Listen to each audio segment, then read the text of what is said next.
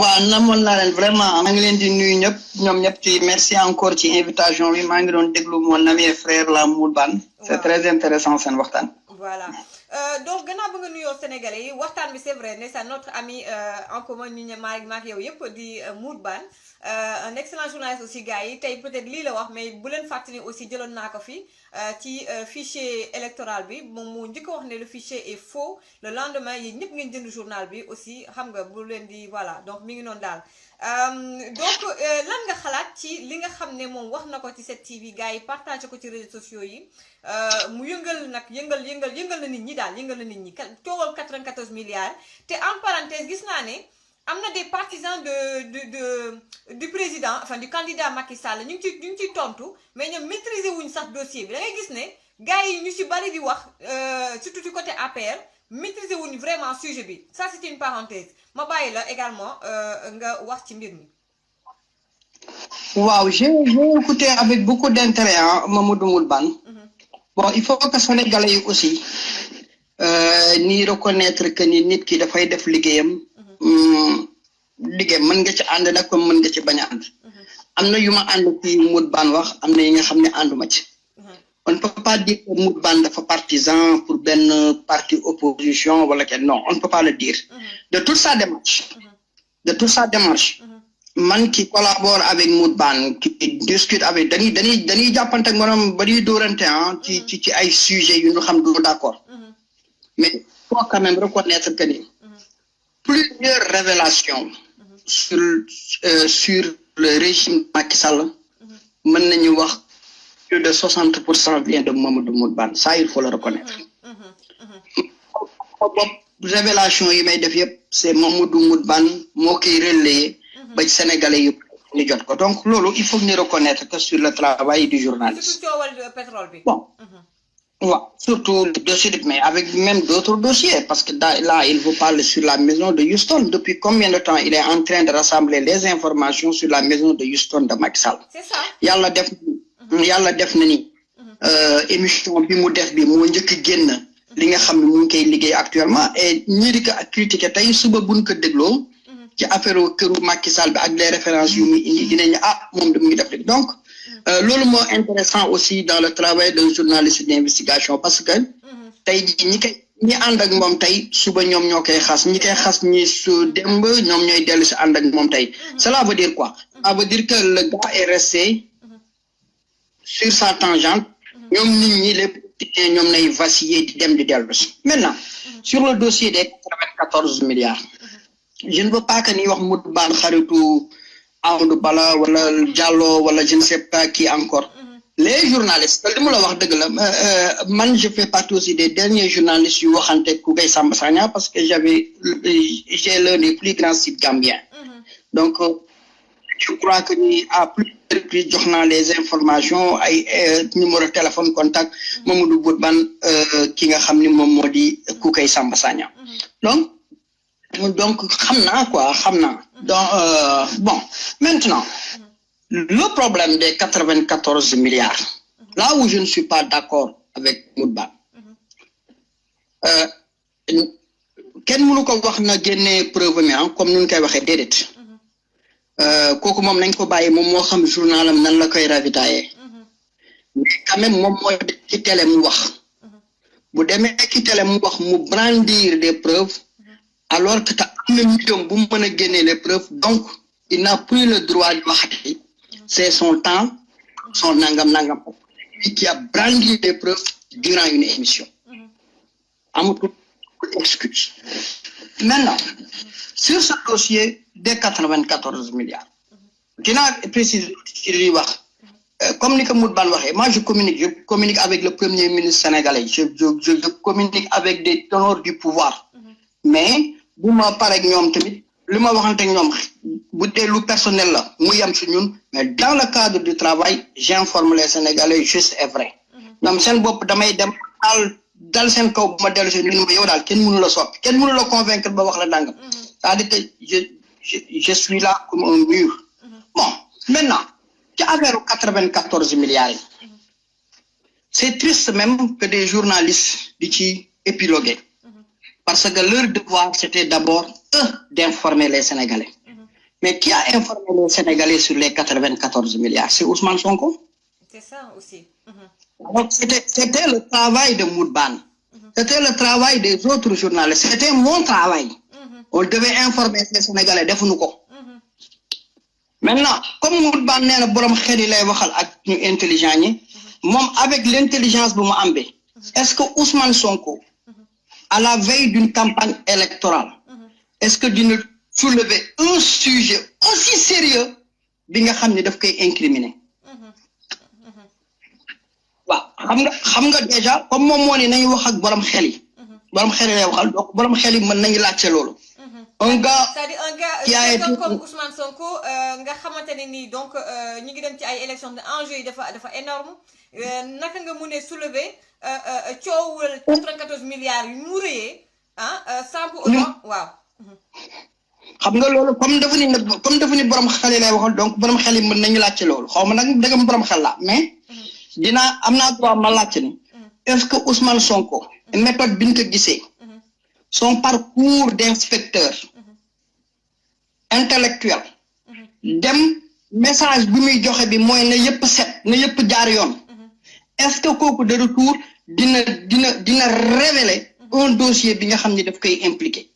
donc ça c'est la première. Maintenant bu ñu jógee ci loolu ñu dem maintenant sur le dossier en tant que tel. Sur le dossier en tant que tel,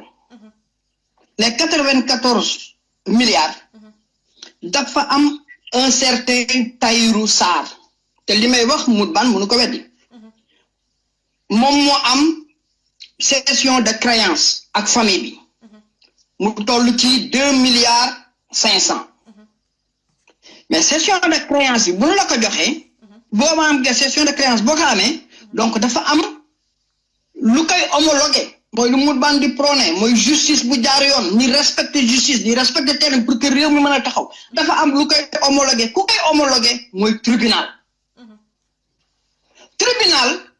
def un jugement le 15 novembre 2016 sur le numéro 1770 tribunal hors classe de Dakar bi ni rejeté homologation bi ñooñu di def appel bi ñu defee appel l'appel est numéroté au tribunal sur le numéro 4 du 11 janvier 2018 donc boo ko xoolee juridiquement Tahirou Sarr n'a plus de droit ndax créance bi a été annulée. Là, on parle de droit. Ça veut dire que ce n'est plus un journaliste qui nous parle de trucs. Les textes sont là. Textes immunis, l'air. Ça, c'est le tribunal. Maintenant, alal bi nga xamni terrain bi nga xamni évaluer nañ ko bu ñu dégloo ci lu Amadou Ba wax. Ni évaluer ko ci 250 milliards. Ni dem ba nga xamni ni ngi wax waxu 94 milliards yi nga xamni nguur gi moom moo nangu li ni mel ni wax ay waxu 2 milliards 500 nguur gi avalide yooyu yëpp ci terrain bi nga xamni déjà justice wax na ci ba pare donc il y a un problème ici avec l'État qui nous va critiquer ce n'est pas Ousmane Sonko qui a révélé l'information qui nous va dire pourquoi un terrain évalué à 250 milliards de nos francs CFA di mujjé ni ok là donc yeneen yi nga xam ni di nga ci mën a yokk mais réew dafa am lu muy doxee justice lu mu wax dafa am ci ay termes yu wóor yi nga xam ni justice daf ciy wóoru mu wax ko waa justice nag bu wax loolu ka nga xam ni mooy boot justice moo war a ëmb justice muy nguur gi moom ci boppam moo respecté wul li nga xam ni justice daf koy wax là ça pose problème on nous parle de Ousmane Sonko dafa waroon def nu mu tuddati nga dem ci commission assemblée nationale pour que nangam ñaata yoon la Ousmane Sonko demande Assemblée nationale pour que ñu def enquête sur le pétrole sénégalais, sur l'affaire Petrotim Mout Ban du ko weddi. Est-ce qu'il a été suivi? Est-ce que cette Assemblée nationale rejetée par la plupart des Sénégalais, est-ce que cette Assemblée nationale-là, fiable na ni dara def sax benn enquête bu sérieuse avec un Moustapha Niasse comme président de l'Assemblée, avec aussi benn majorité automatique sur la commission boobu bu defee enquête ci kan la koy yóbbu commission boobu bu defee enquête ci kan la koy yóbbu du ci procureur bi billaay Ousmane Sonko ci waxam nee na bind na procureur fenn dinañ ma wax ni foofu Ousmane Sonko comme dañuy wax borom xel yi fu ma d'accord Ousmane mooy fu mu waxee ni contacté na IGE étant un haut fonctionnaire de l'État étant quelqu'un qui veut diriger ce pays xam na ni moom un citoyen comme ça même député à l'Assemblée nationale amul pouvoir ni moom mooy dem contacter l'inspection générale d'État. L'inspection générale d'État émane du président de la République. Okay. C'est le seul qui a ce pouvoir. Moo naan inspection dem leen defal ma lii ñooñu bu ñu ñëwee mu téye dossier bi bu ko neexee mu publier ko bu ko neexul du ko publier loolu la Ousmane Sonko di wax ci loi wu Sénégal dañ ko war a dindi ma ànd ceeg moom mais attends là il fait de la politique mais écrire l'inspection générale d'État loolu peut-être kii la rek mais jox nañ la ñan nga mën a contacter comme étant un citoyen ou un député à l'Assemblée nationale l'OFNAC qui l'a bien saisi wax na ko leer na ak le procureur donc ci l'inspection générale d'État foofu laa d'accord ak moom. ok donc yow daal jàpp nga ne coowal 94 milliards yi war nañ ko leeral mais mënuloo comprendre pourquoi ñuy gars yi jël mbir mi di ko xëpp Sonko mi nga xam ne moom moo génnee moom moo indi coowal 94 milliards yi kon tey priorité ñëpp moom mooy ñu lëndaj xool lan moo nekk ci ginnaaw 94 milliards yi lan moo waral coow li balaa ñuy nekk di daw ci ginnaaw ki nga xam ne moom moo soulever scandale bi. c'est-à-dire nañu def investigation ci 94 milliards lan moo ko ëmb lan moo ne ci ginnaaw pour yow c'est ça la priorité. C'est ça la priorité. Okay. C'est ça le vrai débat. Okay. Le vrai débat du ki nga xam ni moom moo ñu indil tey information bi sa crédibilité et autres. Il a donné une information le ministre bi mu génne Amadou Ba au fait n'a pas démenti l'information. Même Diallo n'a pas démenti l'information. ci affaire montant la ñuy wax ci montant bi nañuy wax montant bi lii waxee wala lii wala décaissé wuñu wala nangum mais il y a un fait qui est là et il y avait un jugement qui est là et jugement bi Ousmane Sonko joxewu ko keneen joxewu ko ce sont des jugements datés inscrits au registre du tribunal le 11 janvier 2018 ak le 15 novembre 2016. ok dañuy dem aussi ci li nga xam ni ñun ñëpp moo ñu tënk moo di justice te justice lu mu wax donc ci lan bo xoolee ci comme ni ma ko waxee lu ñu évalué à 250 milliards état bi a validé benn rachat de créance pousse mën nañu wax pousse héritier yi ñu accepté lu toll ci 2 milliards 500 ci lu ñu évalué à 250 milliards ba pare au profit d'une société privée ki nga xam ne en retour am na conciliation avec l'État à hauteur de 94 milliards le voyou ici c'est l'État du Sénégal. Le voyou ici, ce n'est ni Mamour Diallo ni Amadou Ba. Le voyou ici, c'est Macky Sall, le président de la République. On parle de 250 milliards, d'une valeur de 250 milliards. On parle de 94 milliards. Du xaalisu caaxaan loolu. Du xaalisu caaxaan. Loolu mënul am un fonctionnaire bi nga xam ne am nga nu mu bon ñeenti patron yu nekk sa kaw. Mamour Diallo li mu nekk directeur domaine bi mu nekk am na patron le Bala am na patron beneen ba bi Amadou Ba ñoo ñëpp am nañu un grand patron c'est Macky Sall une transaction mënul am di demee noonu Mamour Diallo def ko te fekk le président et les autres patrons xamuñu ci dara d'autant plus que l'autre patron qui est le ministre des finances Amadou Ba li mu wax bu ko dégloo c'est là où ngay sentir y a un scandale parce que Amadou Ba bu demee ba explication yi mu joxe foofu là tu te poses des questions. Donc xam nga ne kon wax ji en fait c'est l'état du Sénégal c'est-à-dire que romb na sax comme ni nga wax sànq ay ñoom Mamour Diallo ñoom c'est Mamour Diallo c'est un truc politique bi nga xam ni il est inspecteur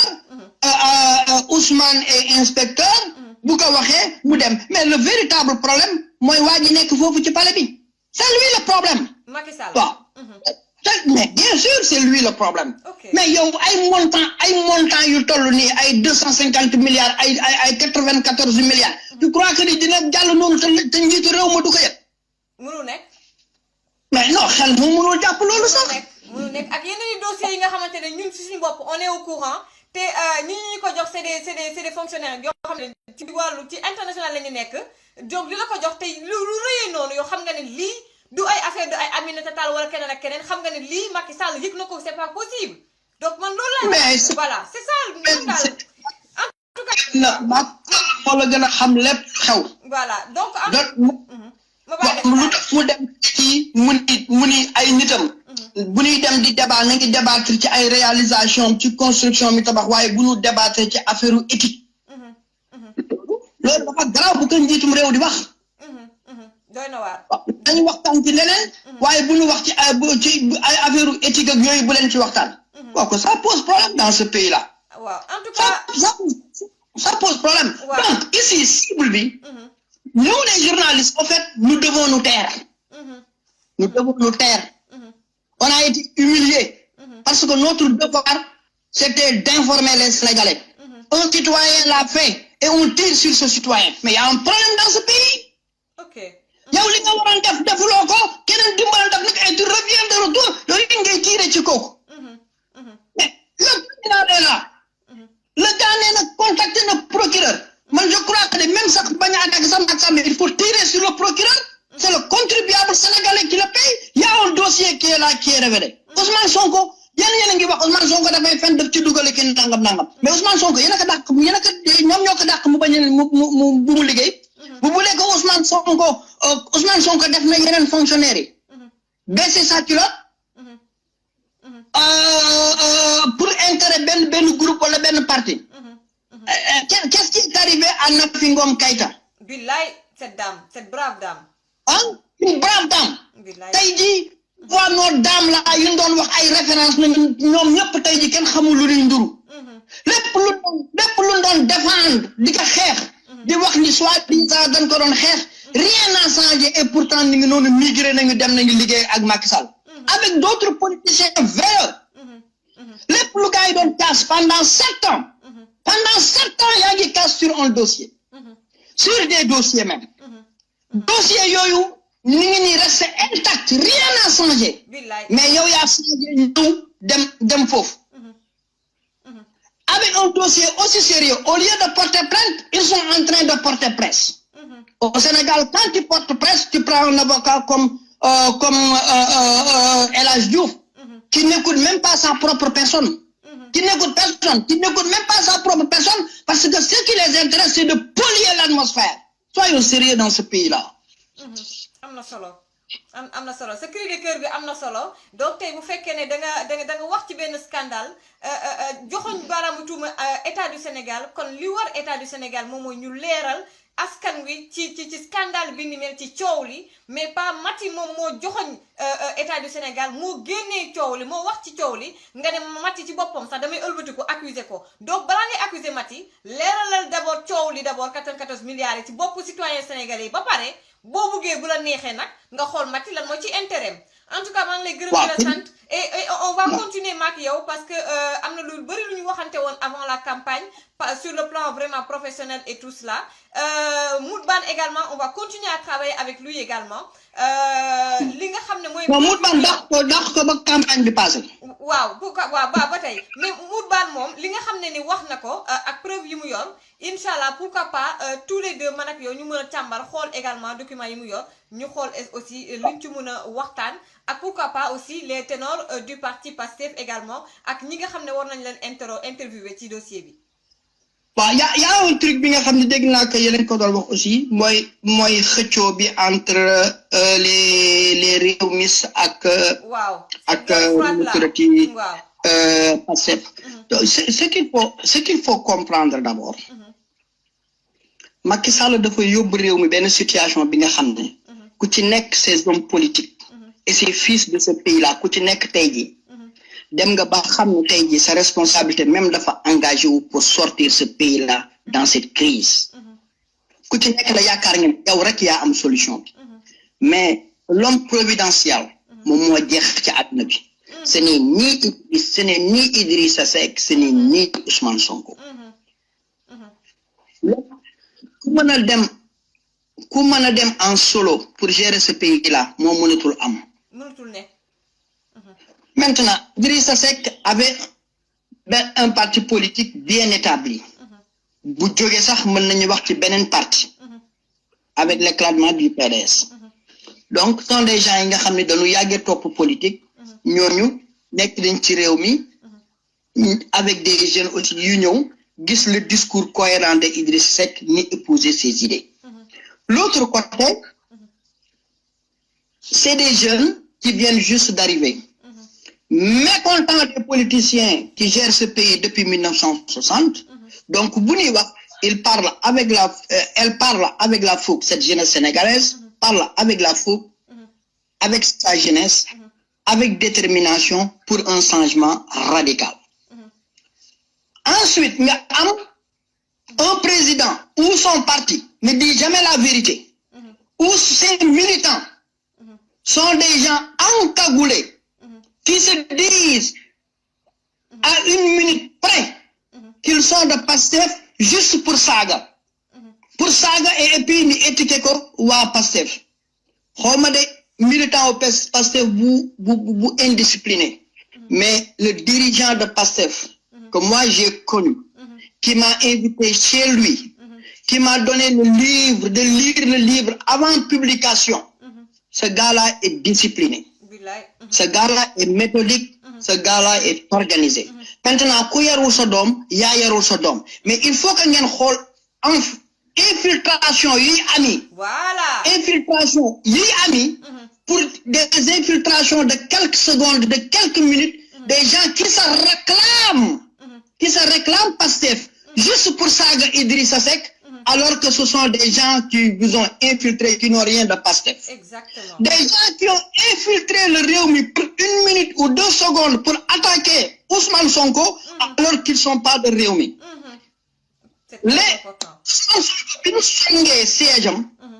L'un des premiers hommes politiques tay bu bëgg tok fi Ousmane Sonko bëgg tok koku mo dem sétu que c'est Idrissa Seck. Voilà. Indiscipliné. Personne. Kenn mënul wax lool. Donc nañu segg ces gens-là qui se réclament de Pastef nga xamni à la minute près qu'ils se réclament du Pastef ay saga ndey nañuy indi. Man ngi jóg l'autre jour dama gis président Ghana bi sol benn yére bu mel na benn marnière fekk na ñuy wax Ousmane Sonko kii moo koy financé te moo koy financé ay dof jóge fële rek commencé ma saaga ils n'ont même pas lu humeur bi nga xam ni humour bi ma doon def ci kii bi di tooñ pour ridiculiser ñii di wax ni ay milliardaires yuy financé Ousmane Sonko. Kooku je dis d'abord il ne connaît pas l'histoire de Pastef. Parce que man bi nga xamante Ousmane Sonko siiwagul nii. Dëgg la. WhatsApp bi may communiquer ak Ousmane Sonko ba tey jii ñuy waxante WhatsApp amagul. Téléphone dafa cher. nañu download Skype. bu ñu download Skype ni mën di communiquer man ak yow. Dëgg la. des gens yi nga xam dañuy ñëw ak benn chaleur xamuñu background bi xamuñu fan la yoon bi jaar ba mu yegg si fii lu sotti nañu xam mais xamuñu liggéey bi am balaa ñuy yegg si fii mais ce qui est sûr les objectifs de Idrissa Seck pour le Sénégal ak les objectifs de Ousmane Sonko pour le Sénégal objectif yi benn la pour génne Sénégal ci njuuma lii te nu Macky Sall def te ñoom ñaar ñëpp kenn mënul dem te doo soxla keneen ki donc il ne faut pas créer une blessure ou au lendemain du 24 février ku ci nekk soxla sa morom pour ni muur blessure bi mu difficile il faut éviter ça. C'est ça. Idrissa Seck ne pourra jamais gagner les élections au premier tour. Ousmane Sonko ne pourra jamais gagner les élections au premier tour. C'est clair. Macky Sall a beau voler, il ne pourra jamais gagner ces élections au premier tour. C'est ça. Rassemblez-vous, waxtaan leen dans l'opposition pour que suba kenn ku ci opposition bi ñun ñëpp nañu ànd ak moom ndax li ñuy décrier 2012 pendant 7 ans ba léegi loolu dara soppeewu ko comme ñun lu ñuy décrier benn la dara soppeewu ko ci kon au lendemain du 24 février bu deuxième tour amee kon ñun dañu war a ànd target bi